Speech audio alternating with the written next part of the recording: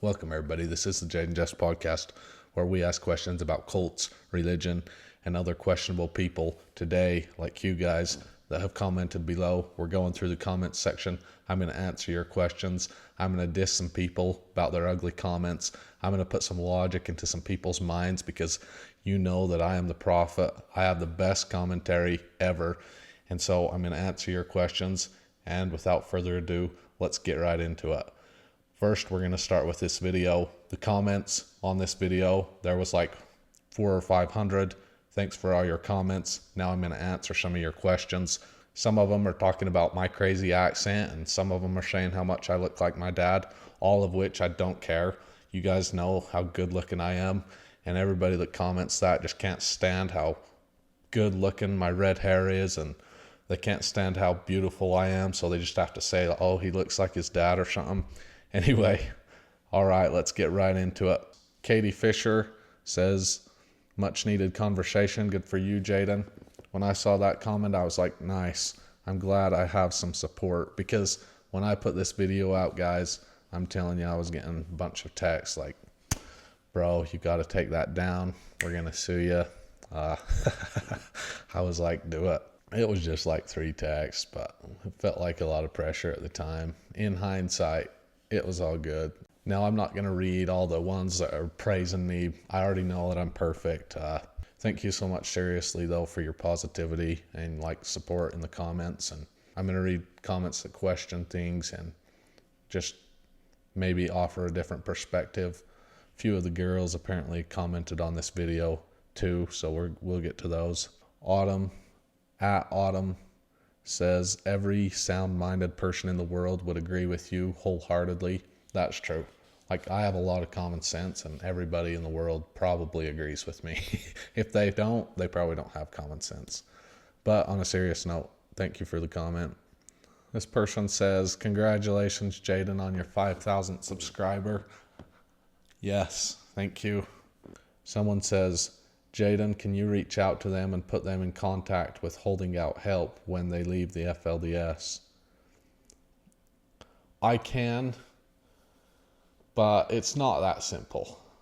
When somebody leaves the FLDS, they probably aren't going to reach directly out to Holding Out Help unless they're in dire situation physically. When you need it, when the FLDS people need it the most, they're unwilling to take it. And by the time they're willing to take it, they usually don't need it. It's unfortunate, but it has helped a lot of people, I will say.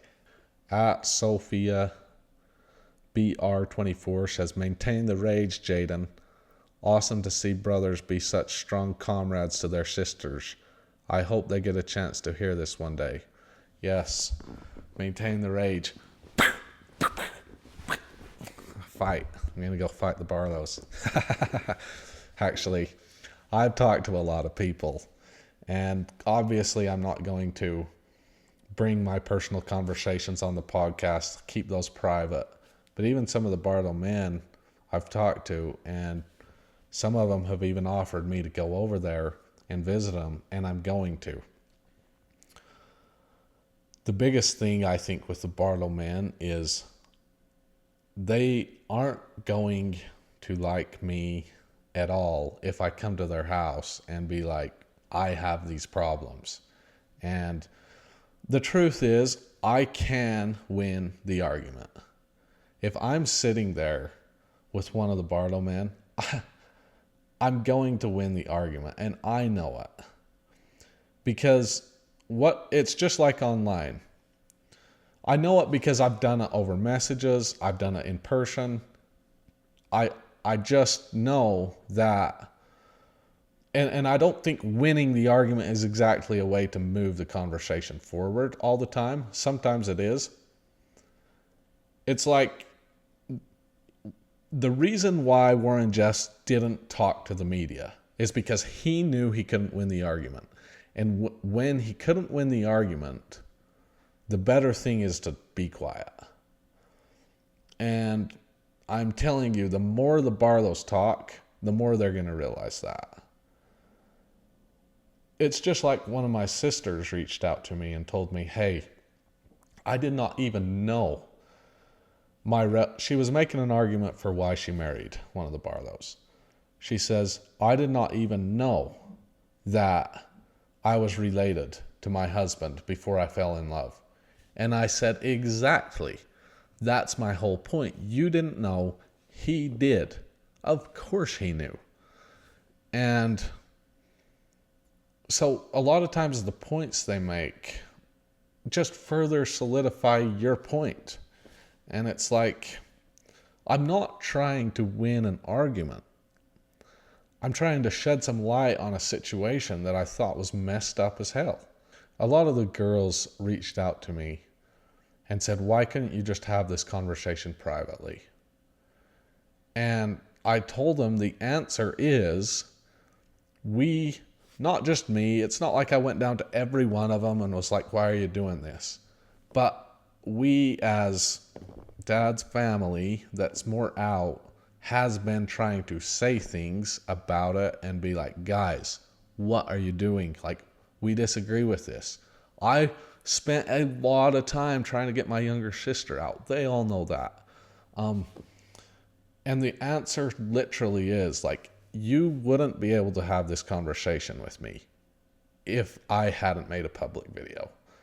If I tried, you would mock me. You would tell me to leave. You would tell me you were right. You would tell me I was a bad person for not standing true to my moral principles or whatever that I grew up with. And those were what the conversations were like. And once I made a public video stating the simple facts, all that changed. We started arguing about those facts instead of just kind of skirmishing around everything. And that's the reason I made the public video. Like, people could not state the facts face on. And if you did, it was just like, oh, you're condemning our life choices. It's like, no. The Barlow men would make all kinds of crazy arguments. You know, we really feel compelled to do this. We feel inspired to do this. You can feel inspired. Like I was saying before, religious experience, I don't believe is always, I'm trying to understand, but it certainly does not appear to me that it is revelation of truth. Nobody was going to talk about this or have a serious conversation without me making a public video. And that's just true. At Summer Lake 356 says, perspective of the sisters. They had no decent income and no education, not raised with a career mindset. Of course, they see marriage with a well-off man as their best bet. Polygamy was not off-putting to them, and they got a marriage offer. Mainstream men might have felt too worldly and secular. Put yourself in their shoes, ! They wanted stability and security, and to become mothers. They probably got it. Unlike Jaden, they were not trained in a marketable skill. They need taking care of financially and acted upon that. Women of all ages have made these trade-offs. Not optimal, but better than a single life on the poverty line, maybe? So, I can see their point here. However, I just want to tell you one thing real quick. Imagine if your relatives came to live with you because they were in a cult, so they came to live with you. They left and you're like, yeah, good for you. And then I'm sitting here watching you guys and I'm like, this is a good situation. Glad to see they're doing better. And then I find out you married most of them. Oh, but they had no decent income. They didn't have a marketable skill. So we married them. Huh? You married your relatives? Because it's not just polygamy. It's also relatives. Oh, and these girls were like super traumatized? Oh, but we didn't know that. They weren't raised with a career mindset? Okay. That's totally understandable. This is part of the reason why I think it's so wrong. Because they were in a financially bad situation. They didn't have a career mindset. they probably did want to be with a well-off man. And in the right circumstances where they totally understood what was going on, then yes. I'll tell you what, the Barlow man made all the girls go to work and get a job and pay for their stuff until they were married. In my view, that's just further manipulation to get them to do those things. I'm not saying that was like thought out or anything, but that's one of the reasons I'm so proud of like my full sister. She didn't have a marketable skill, and I was telling her, if you leave, it's going to be harder out here. But your overall life in the future, say 5 years down the road, is going to be way better than if you were down there in a polygamy, living with a bunch of people and just hardly knowing much else. You're going to be so much more fulfilled if you go through this struggle. That's what I was telling my sister. Like, that's how it was for me. That's how it is for everybody. It was a bad situation in the first place. I get the point this person's trying to make in their comment. But this is not just that simple. Like I was saying, it's their relatives. So that's just a horrible argument with everything I just told you. And if you're like, women make those trade-offs, then I don't know what to tell you. You're like one of the stupidest people I've ever met. And I'm not saying you are. But with the light on this subject, that's what I'm saying. Now, I have, I think, a sister that commented on this. Yes. At Millie Jeffs 2020 says, this is a pretty good analysis. People act like we didn't have a choice when in reality, I wanted to be married to a man who was honorable and stable. And that's what I found and fell in love with. I'd rather stay home raising my baby and growing my flowers and doing what I want, much more than slaving away at a 9-to-5 that doesn't care about me. Okay. I want to tell you guys, this sister that made this comment, I want to tell you she's not related to her husband. However, how it went down made me mad.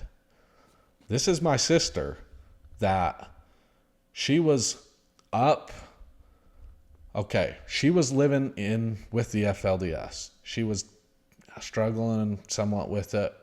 Didn't quite make sense. She asked to come down to the Barlows. Okay. On her way down, she was not planning on getting married. She was just planning on going back to the FLDS. On her way down, she stopped at our house. And I was like kind of out of the FLDS at this point. But they would still talk to us some. So she stopped at our house. And I was like, hi, how you doing? We played tag. We did all this stuff. And then they carried on down to meet the Barlows, the other girls.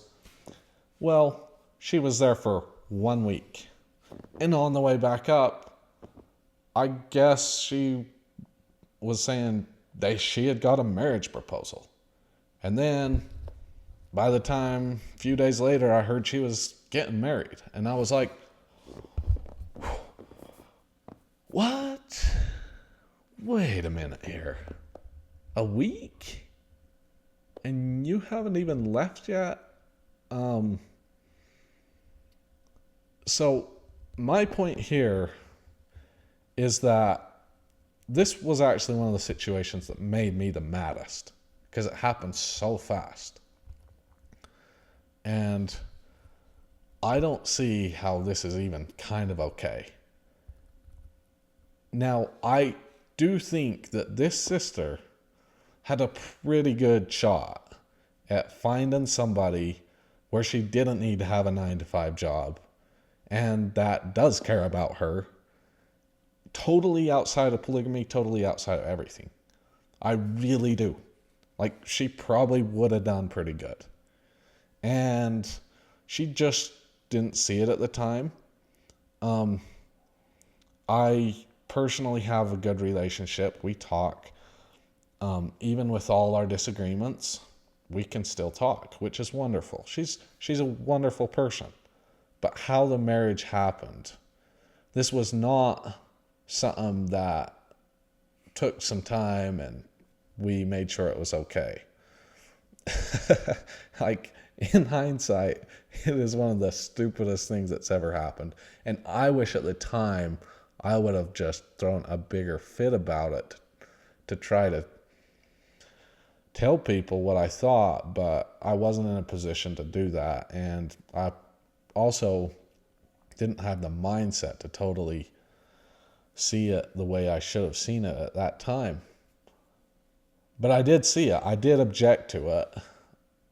And I told her at the time, and she, said, well, I'm going to do it. I said, well, you have to do what's best for you. But that's kind of my view on this. Somebody says, or at LM Johnson says, their stories are pretty traumatic. And that's my point. You go read the Facebook posts, their stories, and they're pretty traumatic. And I saw firsthand how traumatic these girls were not okay, guys. Like, someday I will tell you how messed up they were. Or they will. I mean, they do in their stories. So you can go read them. Amber Barlow 4 says, dude, I am one of those girls, and I, along with with others of us, left and lived in South Dakota with the sheriff there for several months before I ever even met my relatives. I didn't meet my husband until almost a year after I left and fell in love with him of my own free will, and I now have 2 beautiful children. I was, quote, so fresh out that I knew exactly what I was doing and what I chose. Not a soul forced me into it, and there is no group or cult. I could leave at any time, but I don't want to. Come talk to my husband and see what exactly he is like before you talk about him. What gives you the right to judge what each of us chooses to do? I did message her husband, actually. And to say the least, after one big long paragraph from him and one big long paragraph from me, I haven't heard back. So, I don't know. I probably will go talk to him at some point. But I will say this. The girls did go live at the sheriff's house initially, but they were not okay, like I was saying. And when they moved down to live with the Barlows, they were still in a very precarious mental state, to the point where they were still totally, when they moved down to be with the Barlows, they were still totally worried about what my dad thought about them. They were asking the people up there, like, does Dad still think we're good? And Dad was saying, yeah, they're good. Like, they had not even started to get past the trauma. And the other thing I'll say about most of these girls, she says, I didn't meet my husband until almost a year after I left and fell in love with him of my own free will.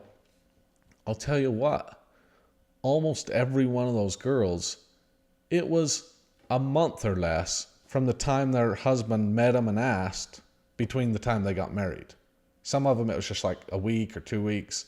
So yeah, she had been gone for almost a year. She had not been away from the Barlows. She had lived with the sheriff, but that was for a few months. But their minds were very not okay and freed from the bad situation they had been in. And I'm not just talking about the FLDS. I'm talking about like the trauma that they tell in those Facebook stories. Okay? So, no, she hadn't been away from these groups. And I was talking to my own full sister who was with them the whole time, all through that time. And I could definitely tell, like, things are pretty messed up in those guys' minds. And I knew it. So I can say, like, maybe she did fall in love of her own free will, but also every one of the other girls was falling in love. And so once one of them did it, then the next one did it, and then they all just did it. It's like, that was somewhat of a bad move from the Barlows. Clique mentality between all the girls. One does it, we're all gonna do it.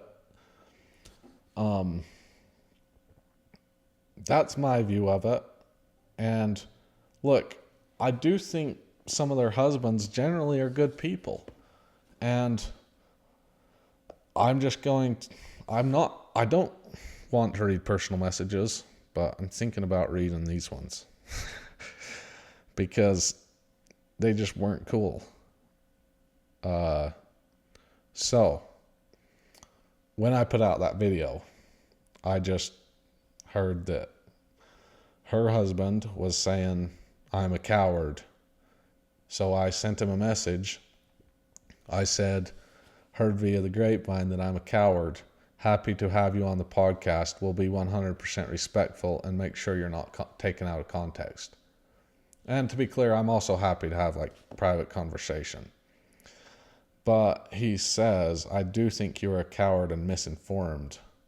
And I'm not going to read everything he says because I don't want to disrespect him. But to say the least, he gave me a bunch of reasons what he's done, which I'm not going to say in here. He does say at the end, I do have a problem with slander and defamation. That's how your sisters feel about it. I replied and said, I guess calling me a coward is a good way to move the conversation forward. I appreciate that you are a good person, and I'm glad you help a lot of people out, because that's what he was saying.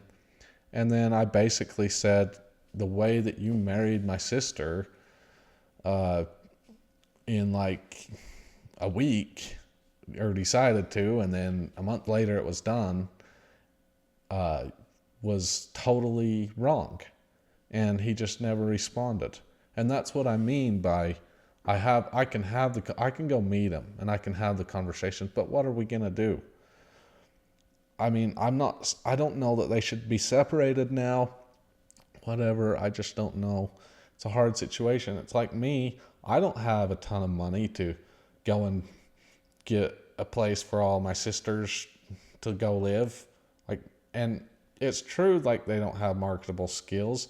It's also true that shouldn't have happened. And it's true that it should not keep happening. And it will keep happening if we don't say something. And that's my point. I appreciate the good in everybody, but I don't agree with most of this. Yeah, some of my sisters were replying, saying, what cult is Jaden in? Or, no, she says, then talk to Jaden about the cult he's in. It's all right. It's possible, I guess. Not sure. I think it must be my own cult, because I don't do what very many people tell me to do anymore. That's for sure. At Simply Lore says, wow, I'm following a lot of ex-fundamentalist Mormon content, and I've never heard of this Barlow group. The way they are taking advantage of these traumatized girls is disgusting. Do they consider themselves fundamentalist Mormon without a prophet then? How weird. Yeah, these Barlow men, pretty much, they're really fundamentalist people. And they believe they have the priesthood. When I was there, they were even telling me about how they got it. They were telling me the exact stories of the different prophets that came and gave their fathers the priesthood. And, it's somewhat legit if you want to think. I don't even believe in the whole Mormon priesthood philosophy. But if you want to think of it in that sense, then, there's some merit to it. But, yeah, it's kind of an odd situation. Well, alrighty then, 82 says, Jaden's sister, I consent. Barlow dude, I consent. Jaden, isn't there someone you forgot to ask? Whether said ironically or not, I thought that was pretty funny. It's not that I think I'm some boss or somebody's brother has to say yes. you know that like the full context of this is a messed up situation. We all know that. And like, of course I'm not going to agree with every single thing that my sisters want to do, but same time, like they're just as autonomous people as I am. They should be able to do what they want. And I just want to make sure that people have an open mind. Like when I went and got my full sister, she's not doing anything I want now. I didn't brainwash her to do something I want her to do. She's not working for me. She's not doing what I say. She's doing her own thing. And that's the level of open-mindedness and help that we want to give people, is give them help without expecting them to join a religion or join some group or marry somebody. Give them help without the expectation of them to become a part of you. At Jillian Hawley 9234 says, "Forgive me if this is a dumb question. Is the Barlow group you're referring to Centennial Park? I'm trying to keep my facts straight." No, they're not part of the Centennial Park group, but they live in Centennial Park. Some of them live in Centennial Park. Some of them live up here in Salt Lake. So they're kind of scattered around, but some of them do live right there in Centennial Park. When I would go down to visit my full sister, I would go down to Centennial Park. D. Larry 3031 says, "You need to see the world to make your own choice about the world." Yes, I agree with that. Okay, getting down to one of my sister's comments.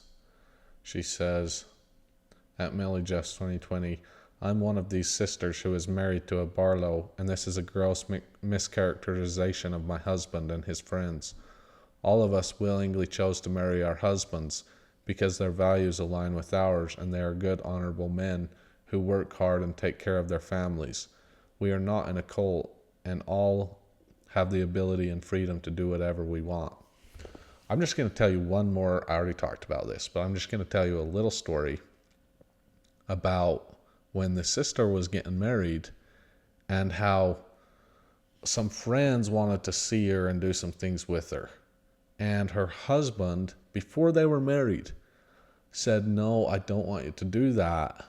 No, I don't want you to do this. No, let's not do that. No, you can't invite these people." All this stuff. He was telling her, "No, you can't do." And because she thought she loved him, then she was doing it. So he was specifically keeping, before the wedding, he was keeping her away from these other people. Now, could have she just broke the rules and been like, "I'm going to do it"? Yeah, she could have, but she wasn't going to. Like, thought she was in love, and I guess you could say she was in love. One of the things I'll say about people from the FLDS is, you probably had your not them, you probably had your first heartbreak when you were 15 or 14 in high school, and then you got over it and went on to the next. Well, these girls have never had a heartbreak in the sense of real love. So when they fall in love, they think it's real and it's the end all be all what's right. It feels what's right, it feels religious, it feels everything. And you can have kids and all that stuff and do it in a way that's not bad. So that's kind of my view of how she was feeling, and just her husband keeping her from, for example, one of my other sisters wanting to come and be there or do some stuff and things like that. That's just a sign that she could have changed her mind if she spent too much time somewhere else. Why did it need to happen so fast? If they would have waited 6 months, it probably wouldn't have happened. That's the thing. Especially if she was able to associate with all of us like she was. When I was in the FLDS, anybody could have come up to me and been like, "Why don't you leave? Why don't you just do your own thing?" And I would have been like, "I am doing exactly what I want to do. I want to obey the prophet. I'm dying to do whatever he says." Because I was. That doesn't mean I wasn't in a bad situation. That's my point here. At Margie Bernard says, I just stumbled upon your channel. I'm sorry about your sisters. They are not foolish. They've been misled. Indoctrination is a powerful thing. Exactly. My sisters aren't foolish. They were in a situation that was hard to get out of. I can't even say I would have done much different if I was in their situation. If I was in that mindset and I was a girl and I was in that situation, I probably would have done the same thing. It's not that they're foolish, and that's what I wanted the girls to know. It's like, you guys aren't foolish. This is just a tough situation. This person says it could be all because of survivor's guilt, because your sisters could see that the Barlows saved them from what was going on with Warren Jeffs. Well, when I would go down and talk to the Barlows, they would diss Dad a whole bunch. They would be like, Warren Jeffs this, Warren Jeffs that, yada, yada, yada. But us, we're perfect. We let people choose and all this stuff. And all I can say is they took advantage of what Warren Jeffs put into people's minds and used it for their own personal benefit. And to me, I just don't see how that's much better than Warren Jeffs himself. But yeah, you're right that the girls might have felt indebted to him to some degree. Okay, this person says, you don't need cults to be attracted to old men when you are a young woman, and it doesn't need money. Over 20 years ago, I had a boyfriend 18 years older than me, and after we separated, I had a short affair with a man the same old age. As I got older myself, the men became younger. It doesn't necessarily have to do with financial neediness or culty views, but it's strange that they choose uncles and cousins like the Kingston clan. Actually, it does have some degree to do with money. This is not an argument about attraction, okay? I'll tell you what. When people don't grow up with their relatives, there's a study on this. When people don't grow up with their relatives, they actually are attracted to them almost more than anybody else because they are more familiar, they're more like them, but they don't know them. So if you have somebody, say, that's a lot like your father, but you don't even know him, you're probably going to be more attracted to him than most anybody else. So attraction was very likely. If you went to psychologists and people that study this stuff and said, is it a good idea to have these girls go down here with these guys? What's the chance some of them get married to them? They would have told you, oh, it's pretty high. Like, they're going to be attracted to them because they're more like the people they know, but they don't know them. So they're relatives, but they don't know them. You're probably going to be more attracted to them, right? This argument that I've been making is that the situation's wrong, not that you can't date somebody 20 years older than you. Go for it. I could care less. I truly could. Both people over 18, they want to date. One's 50, one's 20. I don't care. I do care if somebody's being manipulated. That's my point. This person says, why not offer to house your sisters yourself for a year? See, that's my point. Like with my full sister, I actually did offer that she could come live with us, and she did. But I can't do that for all the girls, nor is it my responsibility. I don't have the funding. I don't have anything to make that happen. And that is one of the messed up things about this situation is they do need financial assistance. But even the Barlows, before they got married to him, the Barlows made the girls get a job and earn their own money and pay their own rent and all that stuff. So even the Barlows, I wouldn't say are super, super rich. Some of them are pretty well-to-do, others not so much. But they made the girls 100% get their own jobs and everything until they married them. And so, you can't condemn me for not getting housing or something like that for the girls if I'm calling out a bad situation. I don't have that kind of money right now. And if I did, I would help them. Okay, at Catherine Jeff says, wow, this is funny because you haven't asked any of us if we're happy or not. You just assume that it's the same as where we came from. These Barlows are some of the best people I've ever met. They have good standards and are honest and genuine, and that's why so many of us choose to marry them. Also, it takes one hell of a man to have the ability to support a woman who wants to be a stay-at-home mom, let alone 2 or 3 of us. It's a lot of sacrifice on their part, so don't try and say they have evil intentions. It's a night and day difference from the FLDS, and you'd know that if you talk to any of us personally.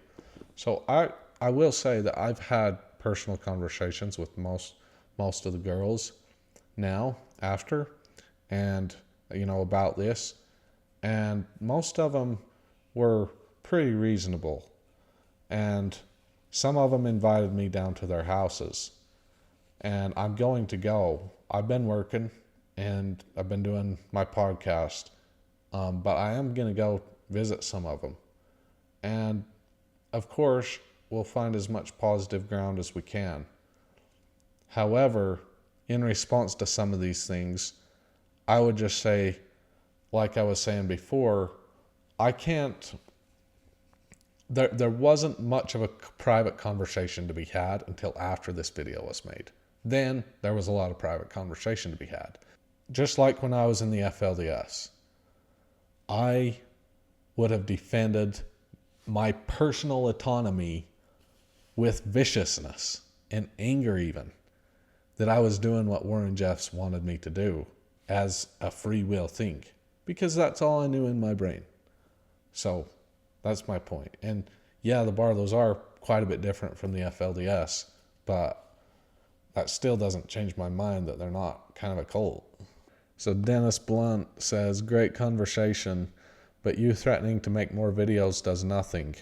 If I'm a Barlow, I'm looking at this video and laughing.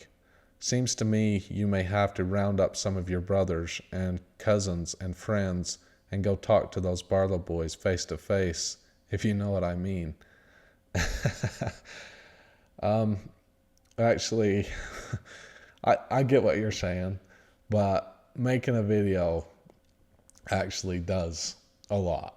And threatening to make more videos actually does a lot. Public opinion means a lot to people, and the truth is, nobody's talked about these guys. So they were threatening to sue me and all kinds of things, and I hadn't even said their names, which is wild. This person says, Jaden is full of shit here. He never tried to reach out to a single one of these sisters. He's just grifting here and smearing them for clout. It's pretty rude of you, Jaden, to run to YouTube over these things while your siblings are trying to heal.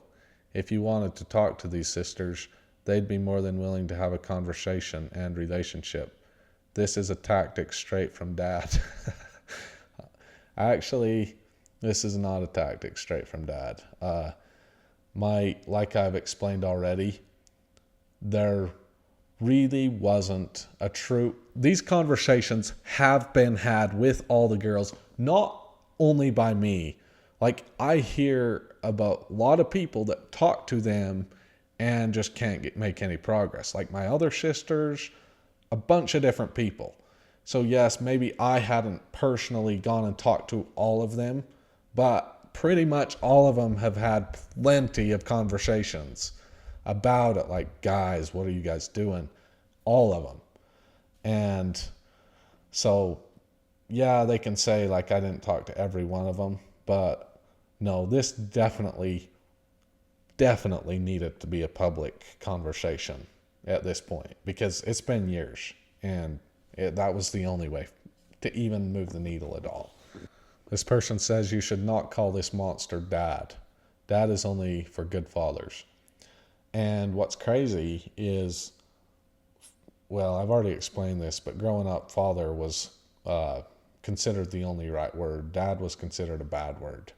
However, even to your point, I will say the reason I like calling him Dad is because there's certain things about him that I appreciate. There's certain good things. that I do appreciate, and then there's all the bad stuff. Okay? And so for me, I called him father my whole life before. Now I've chosen to just call him dad, because that makes me remember some of the good things, and it also it feels a little bit weird to say. It has in the past, and maybe I'm getting more used to it. Maybe I'll change it sometime. But maybe if I had a kid, maybe I'd stop calling my dad dad. I don't know. We'll see. It's just, there's part of me that really struggles with dad. Partially because of my mom, and partially because he did do a lot of good things, I think. Just like every bad person. You know, a serial killer probably treated somebody really good at one time. And dad did do a lot of good for his kids. He did a lot of harm, probably just as much or more. So G Shumway 132 says, one of the big criticisms of Warren Jeffs is that he was forcing people to marry their cousins. I've noticed that most crickers do that anyway, even after leaving the church. They are pressed with a unique opportunity to freshen up their bloodlines, but instead they wind up marrying another ex-FLDS member that they are no doubt related to, often through both sides of their families. I get it though. Those are the people that they know and have things in common with.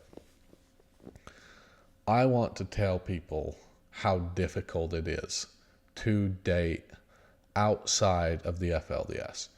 It would be way easier for me to date an FLDS girl because I understand her without even her saying anything. I basically understand her moods, her mannerisms, her culture. I just get it.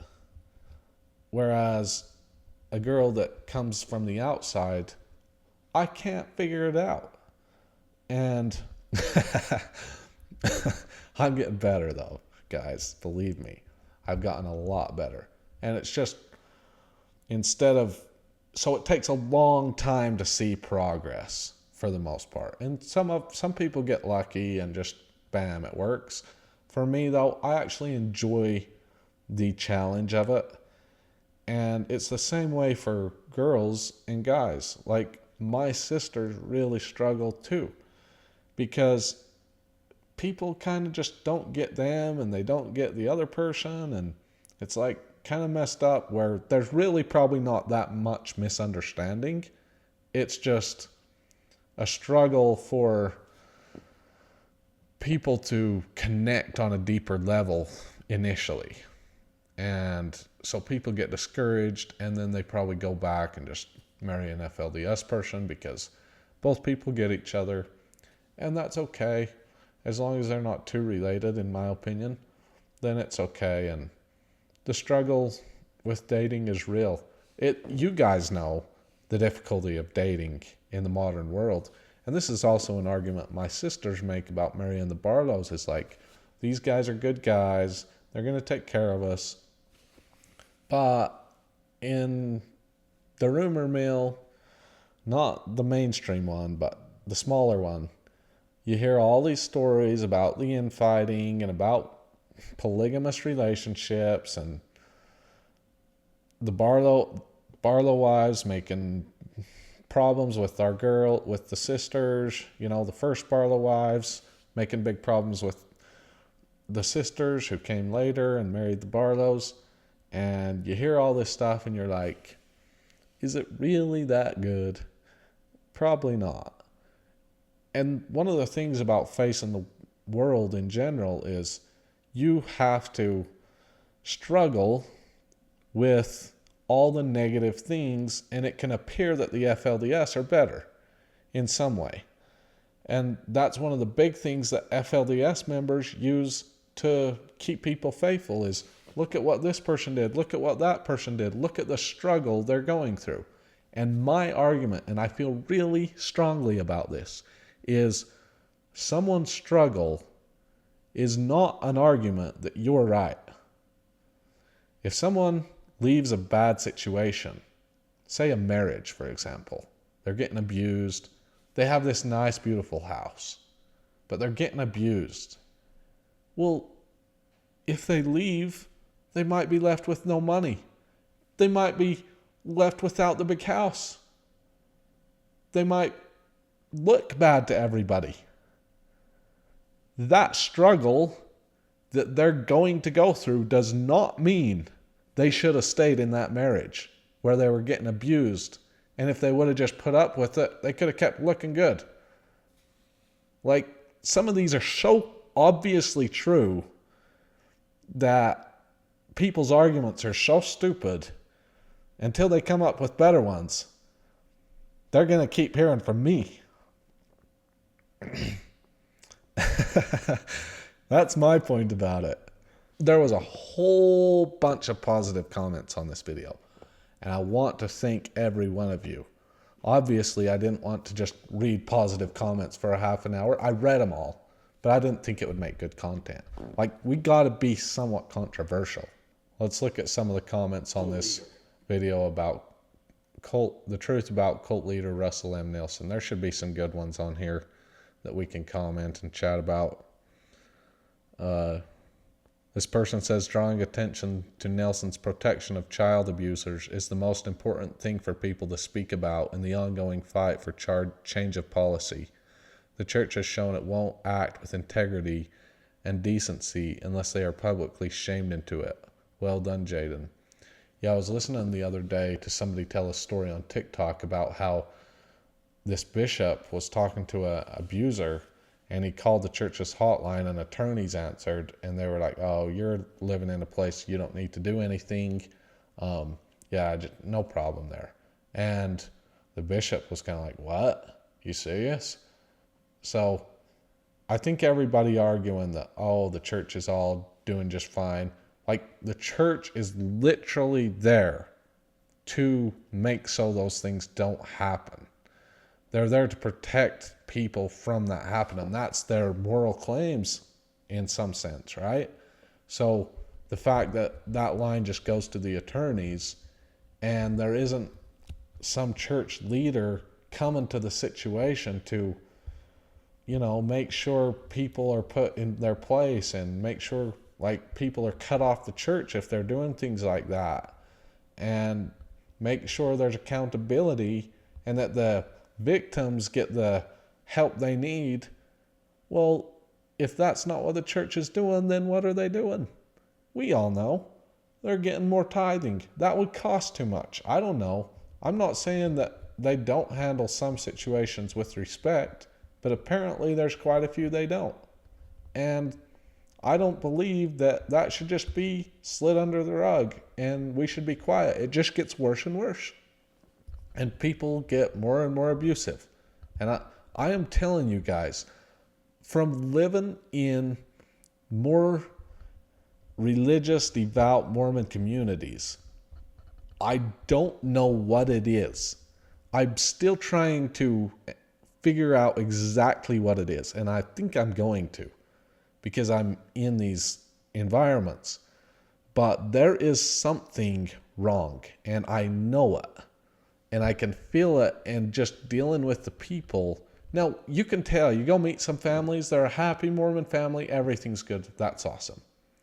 But specifically with the schools and the colleges and the environments that are created of morality, and then the things that are happening underneath is so strange. I can't quite put my finger on it. And I think there's more to it, and I think we're going to figure it out, but something's wrong in this whole Mormon community thing.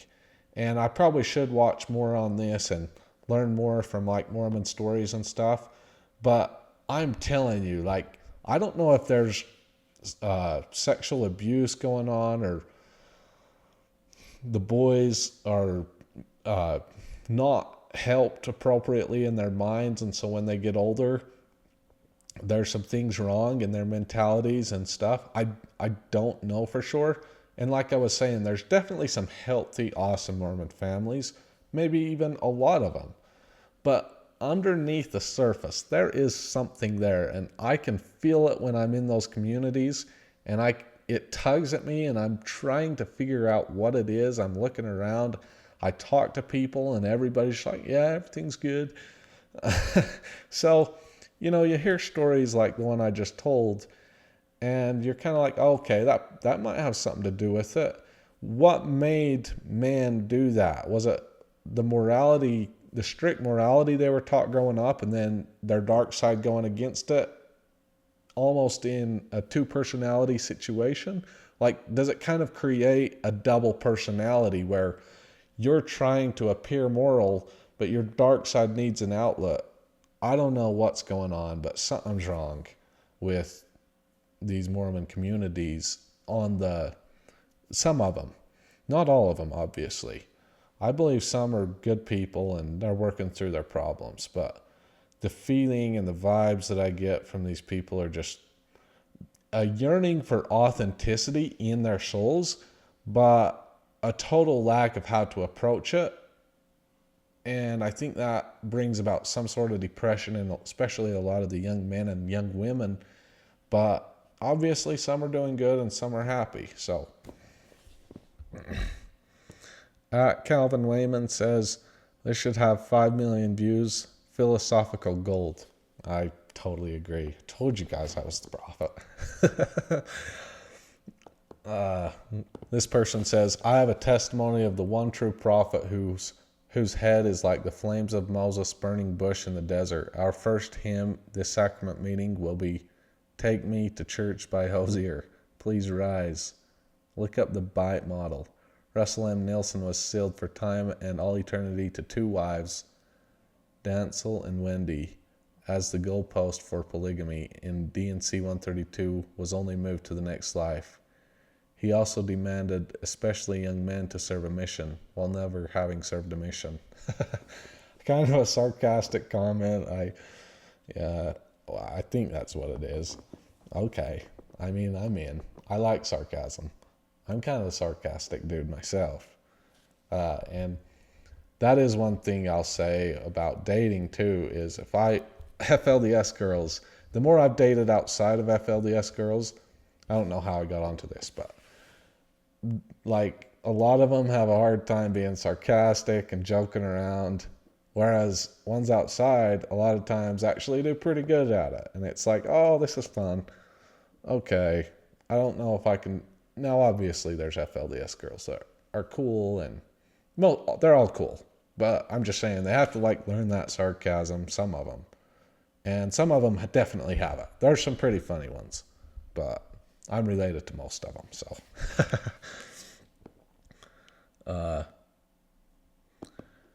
At JC Smith says, the thing that bugs me the most is that they straight up lie to the members.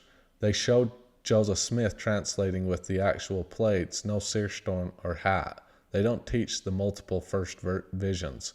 They don't teach that Joseph was a con man, or that the bomb has no historical base. Oh, the Book of Mormon. Sorry, yeah, BOM.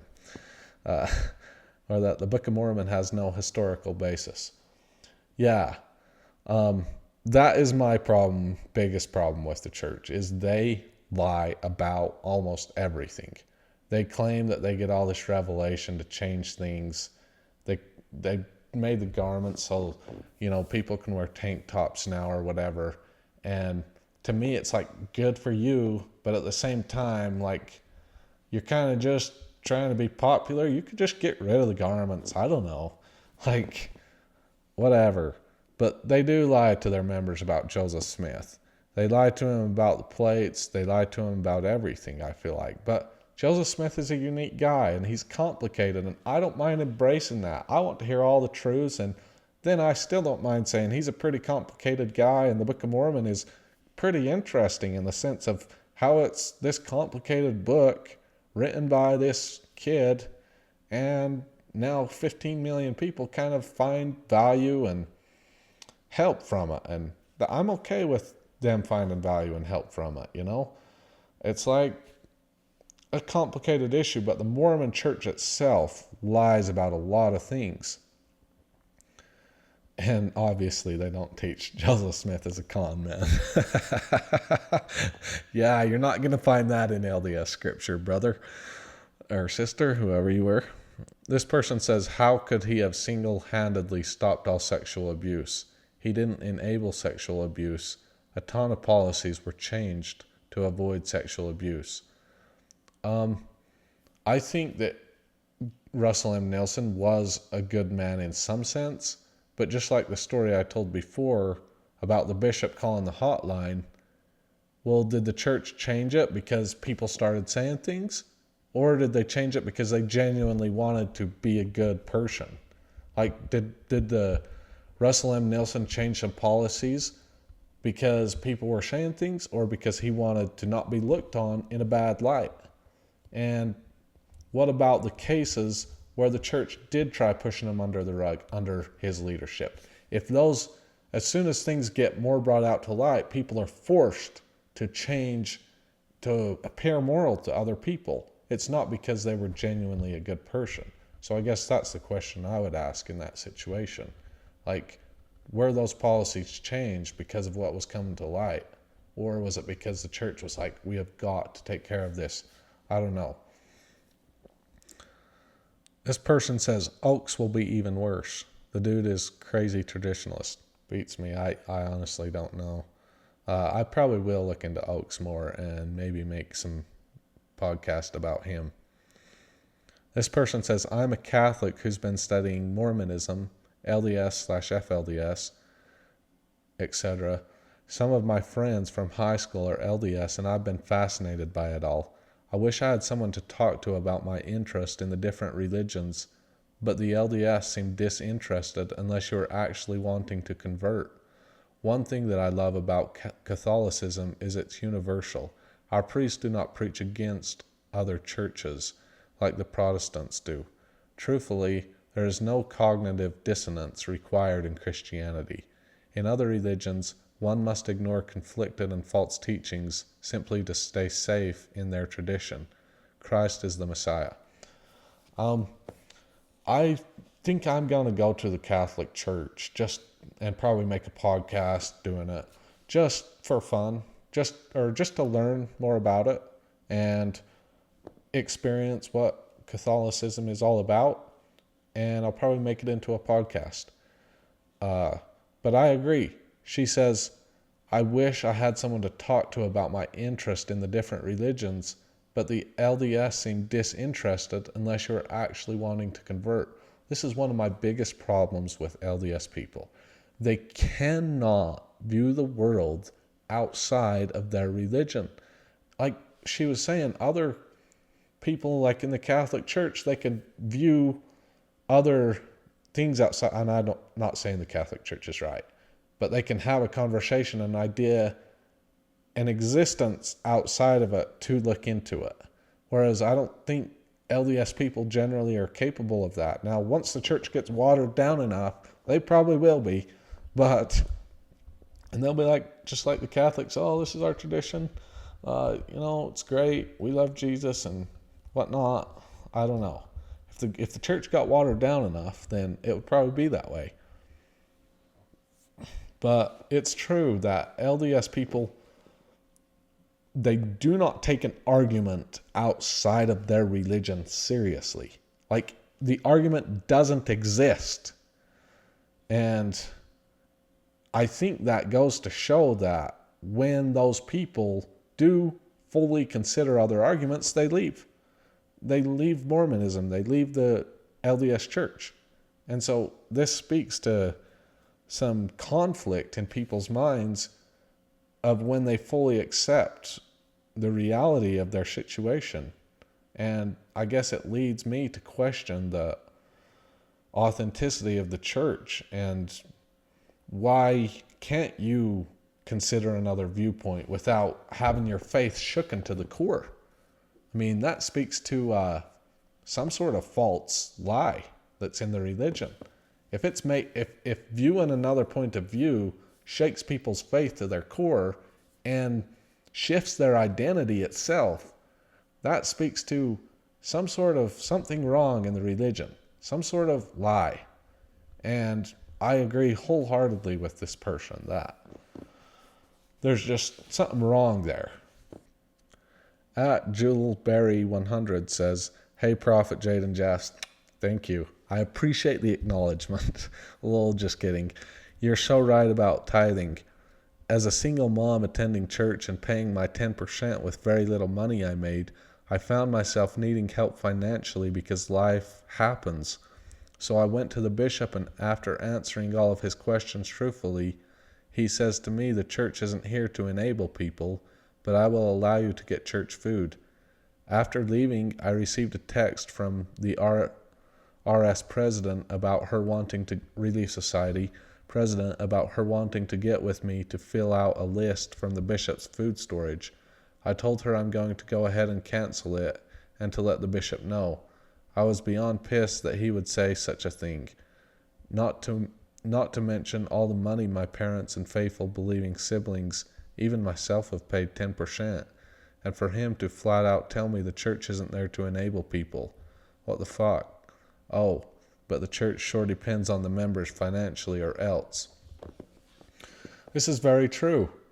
I encourage people to stop paying their tithing to any church because I think you should take care of yourself first. And maybe if you get super wealthy and you know that your money is going to be used right by the church to do some good for people, then give your money to them. But somehow all these churches are getting really rich. And I'm, don't care really, other than they're telling people it's for salvation. It's like, kind of seems like a scam, brother. And everybody's like, oh, I sure feel the Spirit here. And I love the Lord Jesus. And he says to pay 10%. And I'm like, brother, I think you're being scammed. So, yeah, I would say stop paying your tithing. And this is an example of a single mom in the LDS Church who's having a hard time taking care of herself, and yet she's still required to pay 10%, and they're not really that willing to help her with food. I mean, they would help her. They have their Relief Society. They'll give you food, but they want you paying your 10% no matter what. Even if you're a struggling single mom, you have to be paying your 10%. And I think that's inappropriate. Why should a single mother not keep that 10% to help herself, to help her children, to get into a better situation financially? Like, oh, God needs your money? What? No. God's got all the money he needs, bro. Like, if God's real, he's got the money he needs. He doesn't need anything from you. Okay?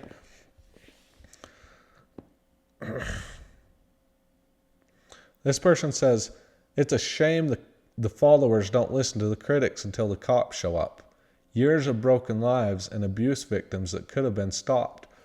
That's what I was talking about before, is it seems like there's something wrong, and we are probably not going to know what it is until it gets bad enough that somebody has to go to jail. And that's true. The followers don't see it. They don't want to shift their identity until the cops show up. And then it's really hard to do because you were really bought into it, and now the cops are here. That's the story of the FLDS. Johnny Appleseed says, Prophet Jaden, take me to Zion. How can I keep sweet even sweeter? Go listen to Dad's trainings. That's what I would recommend. Obviously, they're joking, and so am I. Okay.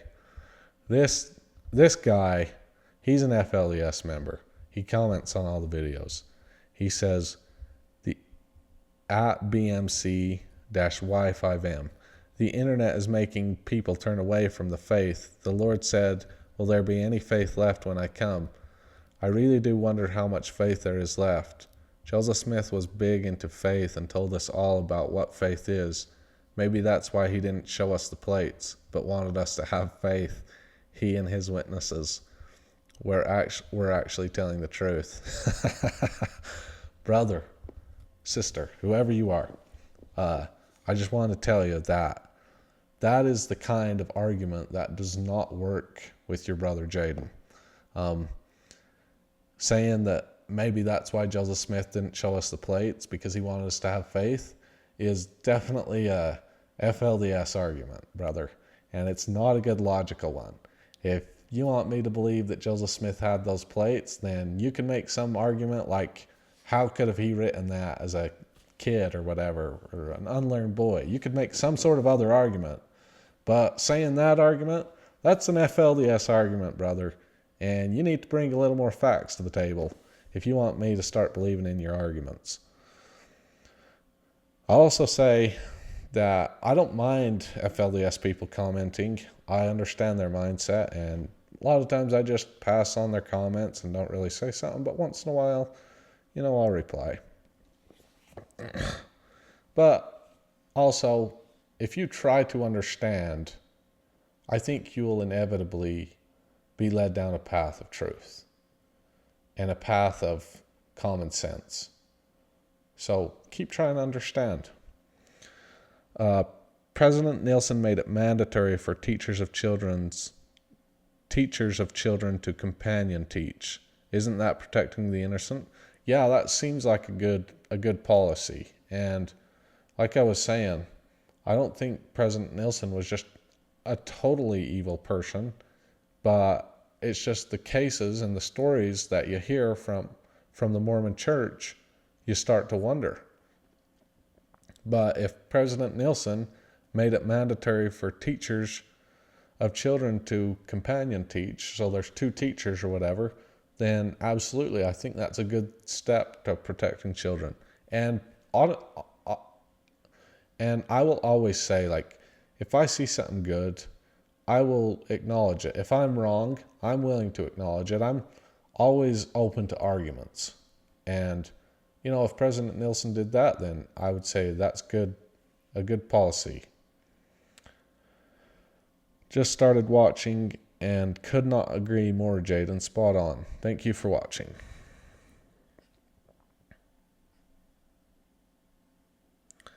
This FLDS person says, we got to give Warren some credit for being exactly like Joseph Smith and Brigham Young. You ain't wrong, man. You're pretty right. And that's what I tell a lot of LDS people. It's like, bro, my dad was a lot like Joseph Smith and Brigham Young. And you don't want to admit that, but it's true.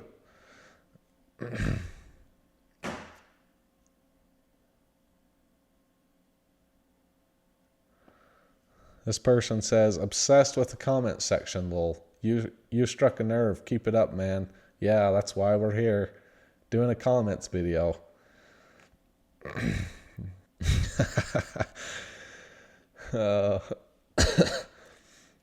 This guy says, I was listening intently, Jaden, as you were saying I could look to you from here on out after speaking of Mr. Nielsen. And as you said that, an ad for weak erections popped up. I probably should now repent. Yes, brother. We definitely need you to go on a little repentance mission for a few years. Check back with me when you're back. I'll give you a handwritten thing of forgiveness. Claire Daniels says, I never knew the dude was so old, and I'm realizing that he was 93. That's right, 93 when he was appointed as prophet. Like, did the Mormons want a dead president? It's crazy how old the president of the churches are, or the church is. I wonder why they don't put a policy in place. Like, after you get this age, you got to retire, brother. But, that's how prophets are, I guess.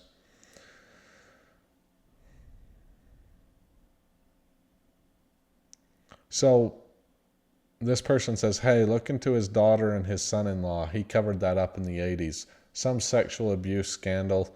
I don't know what's going on there. A lot of people have said things about it and said, hey, you should look into this. I probably will sometime, but yeah. Gemma Swain, however you say that, says, something I've been wondering about watching your output. If it's watching your output, how the hell did you survive your dad's insanity with your sarcasm intact? Not that I don't appreciate it. Okay. When I was 12 years old, I got so very sarcastic. It was insane. Everything I said was sarcastic, mixed with slash back in all my words and backslashing, and after about a month of it, Dad sent me away, and he's like, hey, bro, you got to not do that, or we're going to have to ship you off. So he got shipped off, went over, repented, but I repented with just the right kind of sarcasm, I would only say it about positive things, and then I would be faithful. And it's just in me, man. I've always been one to make jokes, even about Dad's wives. Since I was a little boy, I was kind of making jokes here and there. And sometimes I was all faithful and serious, especially when my dad sent me away. But then again, like a year after I got sent away, well, I repented and I came back in like 3 weeks. But a year later, man, it was going full on again. I was being so very sarcastic and joking around and laughing. And I got sent away again after like 2 months because I was trying to keep it on the low, but then it just got totally out of hand. And we were being so sarcastic. Every single thing we said was sarcastic. We were slashed back in all our words, me and a few of the other boys. And yeah, pretty soon, away we went. And after that, I was not that sarcastic until that was when I was 13 years old, 12, 13. And I was not really sarcastic until I was almost 19. And I got sent away again, and all I could do is be sarcastic because life was tough at that point. And yeah, I don't know. I feel like a lot of people in the FLDS have it in them to be kind of fun and sarcastic, but a lot of them got punished for it, and I don't know.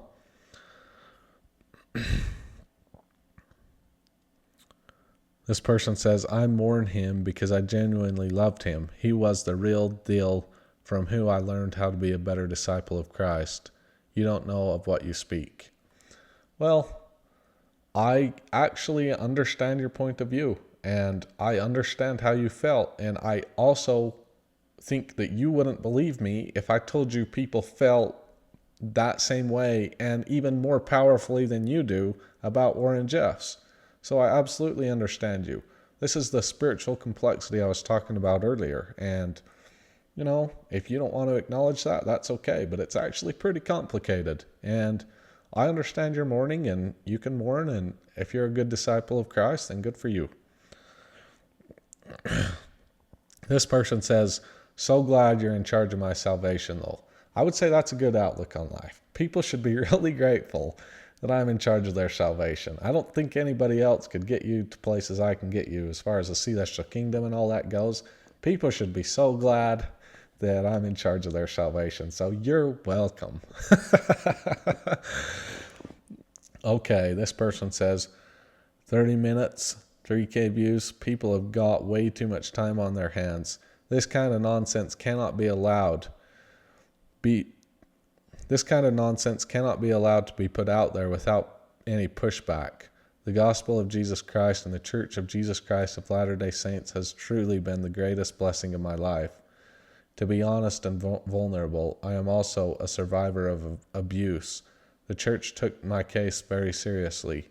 It is offensive to me to hear you and others accuse the church authority of not taking those kinds of things seriously. You are seriously offensive, and I can testify from personal experience you are wrong and need to check yourself. I genuinely appreciate that lecture. So a few things I'll say about this comment. If you were genuine, what if you started out with a little bit of an insult, like 30 minutes, 3K views, people have got way too much time on their hands? Like, who are you to judge what other people are watching? Seriously. If you were serious about your comment, why wouldn't you just genuinely state how you feel and make a genuine argument instead of just complaining that we're doing the wrong thing? That's not a good argument, and it's never a good way to start a good argument. It's a bad way to start what turned into later somewhat of a good argument. So like, if you're a survivor of abuse and the church took your case seriously, then I'm grateful to hear that. And I'm grateful you were in a situation, a place where you had good men to take your case seriously. Does that mean that there's not a bunch of cases that haven't been taken seriously? No. You should look into the other cases that haven't been taken seriously, and the church taking your case seriously isn't justification for the ones they didn't take seriously. So I understand that you feel like I'm offensive, but I also would say, like, I don't feel offended that you said this. I do feel like you started the argument a little bit selfishly, but I don't take offense from you. And I would say the fact that you take offense from me is the lack of ability to meet on the table and talk about these things openly. Like, why would you just take offense and not offer me a good counter argument? So that's my point, is like, don't just take offense. Try to understand someone's point of view. And that's what I try to do. I try to understand other people's points of view and not just get all offended. Sometimes I do. We all make mistakes. But hey, good for you that, the church has helped you out. And I don't take that as a testament from your experience is not a testament to me that I should be a part of the church. I have to go off my experience. And if your experience says it's true, then I'm grateful that it's been good for you. And I would say, if you can make good arguments on all the points that I've made bad arguments, then I'll reconsider my faith.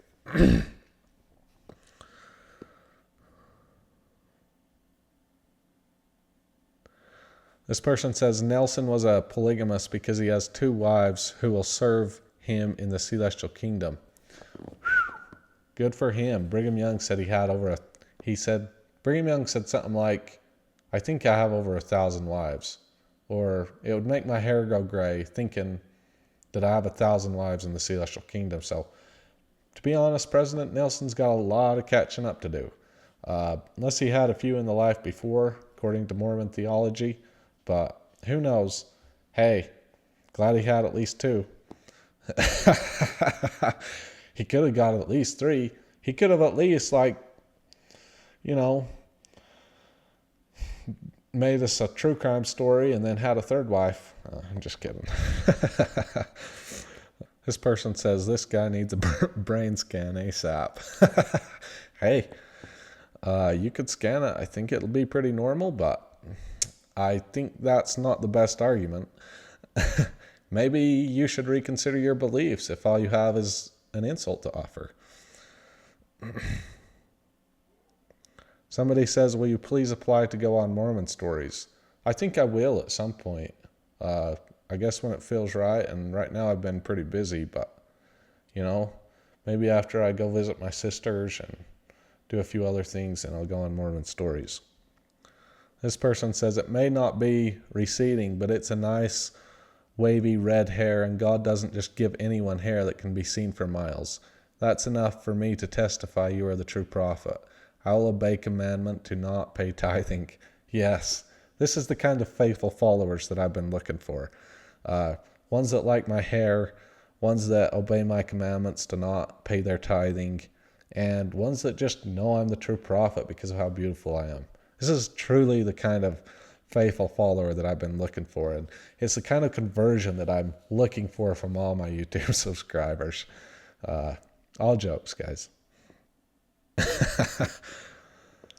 This person says, I hope that God really doesn't punish you for what you're saying about his true prophet and he just passed away. I honestly hope the wrath of God doesn't come to you. I'll tell you what.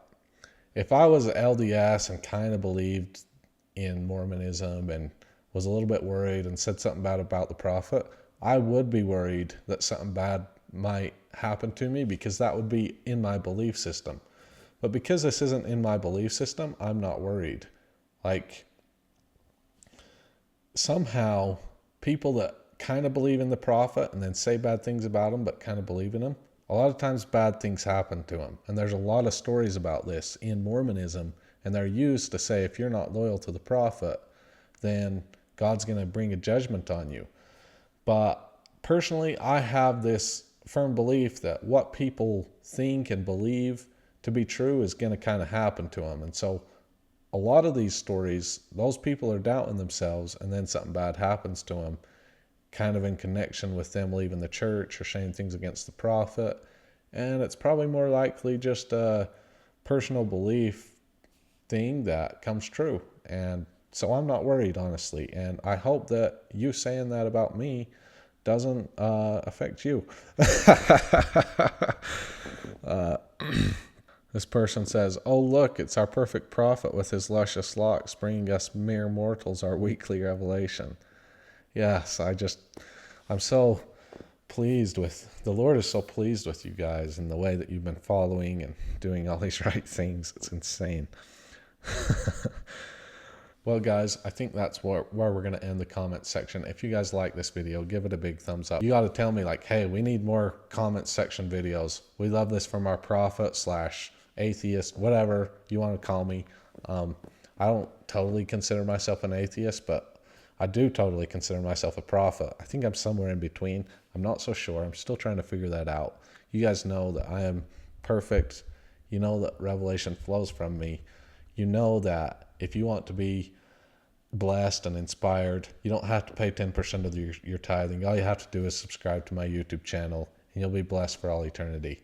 So send this to your friends so they can also receive salvation and be saved from damnation. Give them this message of not paying tithing to their church and using that money for themselves instead. Tell them they could be hanging out on a boat and taking the weekends off if they just didn't pay their 10% in tithing, and Jesus would even bless them more. So thanks, guys, for watching.